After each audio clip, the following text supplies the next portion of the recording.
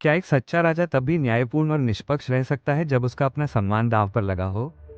ये प्रश्न घने, फुसफुसाते जंगलों में गूंजता है, जब राजा विक्रम अपनी अडिग चाल से बदबद करते बेताल को अपनी पीठ पर उठाए चलते हैं। चांदनी की रोशनी घने जंगल में से मुश्किल से ही छनकर आती है, जिससे आगे के रास्ते पर भूतिया छायाएं पड़ जाती हैं। आज रात बेताल की कहानी न्याय के उन्हीं सिद्धांतों की परीक्षा लेती है जिन्हें विक्रम बहुत प्रिय मानता है।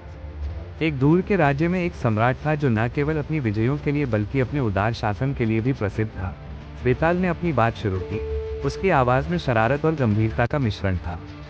हालांकि उनकी प्रजा के बीच असंतोष की आवाजें उठने लगीं, जिसका नेतृत्व उनके एक वफादार दरबारी ने किया।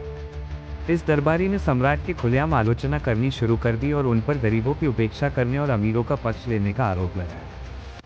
विक्रम की भौहें सोच में पड़ गई जब वो झाड़ियों के बीच से निकल रहा था। ये आरोप सुनकर सम्राट दुविधा में पड़ गए। क्या उसे दरबारी को उसकी धृष्टता के लिए दंडित करना चाहिए या उसकी आलोचनाओं को अपने शासन में सुधार का साधन मानना चाहिए?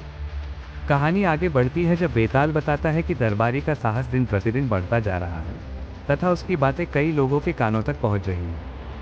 सम्राट, जो शक्ति और सम्मान का प्रतीक था, को लगा कि उसका अधिकार कम हो रहा है, क्योंकि सहमति की फुसफुसाहट बाजार और शाही दरबार में गूंजने लगी। बेताल ने आगे कहा, सम्राट ने दरबारी को बुलाने का निर्णय लिया, क्रोध में नहीं, बल्कि जिज्ञासावश।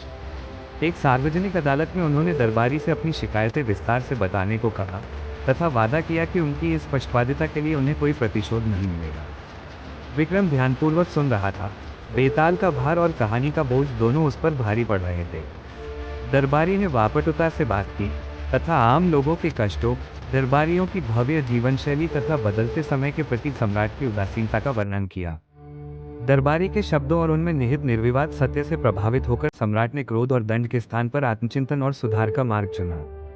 उन्होंने अपनी गलती स्वीकार की और केवल अभिजात वर्ग का ही नहीं, बल्कि समस्त लोगों का शासक बनने की शपथ ली। जैसे ही कहानी अपने अंत के करीब पहुंची, बेताल ने अपना प्रश्न पूछा, अब मुझे बताओ विक्रम, क्या दरबारी की आलोचना पर ध्यान देने का सम्राट का निर्णय कमजोरी का संकेत था या एक शासक के रूप में उनकी ताकत का प्रमाण था? राजा विक्रम ने कुछ क्षण रुककर अंततः उत्तर दिया, एक सच्चा शासक सुनता है और अनुकूलन करता है। दरबारी की बातों पर विचार करने और शिकायतों का समाधान करने का सम्राट का निर्णय उनकी शक्ति और न्याय के प्रति प्रतिबद्धता को दर्शाता है, कमजोरी को नहीं।